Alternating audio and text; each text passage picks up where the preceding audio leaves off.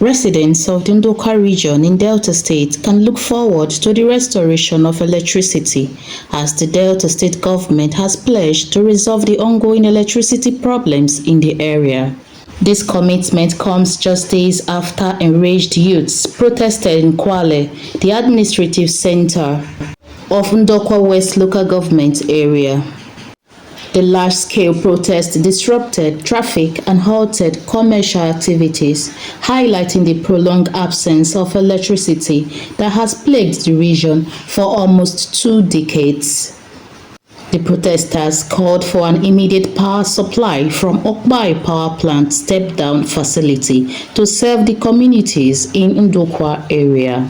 They emphasized that despite hosting substantial gas reserve and power infrastructure contributing to the national grid, the Ndokwa communities have endured prolonged darkness for many years. The crowd gathered at Ogume Junction and Technical College Junction in Kwale, successfully bringing the Asaba-Ughelli Road to a standstill. This demonstration highlights the persistent feelings of marginalization in Ndokwa land, an area abundant in energy resources yet lacking in essential infrastructure. In response, the Delta State government announced on Wednesday the 18th that it would enhance its efforts to tackle the ongoing electricity issues in the region.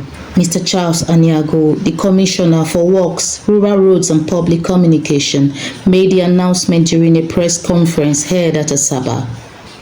The Commissioner assured the community that measures are being put in place to deliver sustainable power supply to the region. He was flanked by the Governor's Chief Press Secretary, Sir Festus Aho, and Mr. Olise Fejika, the Executive Assistant to the Governor on Public Enlightenment. Let's take a look at the video. And the issue of power, for a very long time, Nigerians were very clear that power has been strictly in the exclusive list, which meant that it's only the federal government before now had the exclusive preserve to be able to carry out certain interventions in the power sector. But over time, there were some form of deregulation starting from the Jonathan administration, which paved way for some private sector players to come in. And that made it possible for certain individuals in the private sector to invest in power generation and then, of course, in certain aspects of power distribution. But for a very, very long time, transmission remained the exclusive preserve of the federal government. And that meant that even when you generate, you will need to upload the power you have generated into the national grid for onward distribution to the other parts of the country.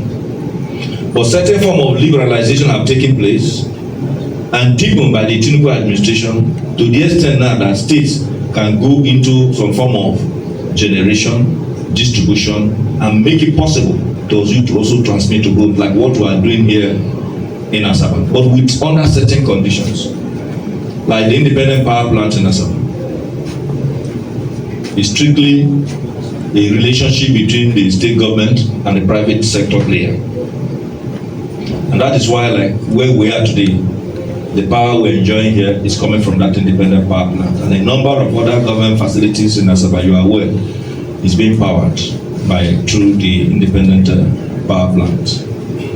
Now the Okbai power project is not a state government project. We can only begin to make effort to see how we can begin to also benefit, and that is ongoing. And I'm also aware the deputy governor of the state, who is from the Ndokwa nation, have also led, having been mandated by His Excellency the Governor, to begin to look into how we can ensure that our brothers and sisters in particularly in Ndokwa West and part of Ndokwa East are served with this power infrastructure. There have been several meetings with them. An effort is being made to deal with the challenges between the dam power holding before it moved to Benin Electricity Distribution Company as to how to settle certain outstanding liabilities so that they can now begin a process of getting them reconnected to the grid. And because there was this absence of power or the grid or along that corridor, the power distribution channels along that corridor being energized, it made it possible for some criminals to tamper with the power infrastructure in that corridor. So which means that it's not a question of going to settle outstanding liabilities. It will also involve providing certain power or energy infrastructure for them to be effectively connected. So we want to plead with our brothers and sisters in that corridor to begin to see the many efforts of the Borori administration towards making life much more livable for our people in that area, and not to be misled by certain individuals who want to paint pictures that are completely at variance with reality. So that some persons are not misled to carry out action that does not tend to suggest that individuals are grateful that government is doing what nobody has done for our people in Ndokwa nation before. I'm in a position to say so. In the last ESCO, you saw the approval of the Abo-Akara road. That is a very, very challenging terrain. There is also a bridge along that corridor. That particular project at the end of the day will cost not less than 29 billion naira to be able to effectively connect our people in the Abo-Akara axis in Ndokwa East to their other brothers still in Ndokwa East and our other kids and kin in Ndokwa West. At the time of approving that project, the governor himself is very much aware that it's located in Ndokwa East and in Ndokwa nation. He was the one who made the move to say that yes, these people need to be connected. And so a governor that is doing that has shown a whole lot of love for the people who live in that corridor. You also are aware of the number of roads we are carrying out in Ndokwa West. Whether it's the Otabono-Eweshi road, over 5 kilometers, or the Ndemili-Otabono road, still over 5 kilometers, or the Enamabi road, still over 5 kilometers, or the Ubi-Babu that have been completed. There are a number of roads within that corridor.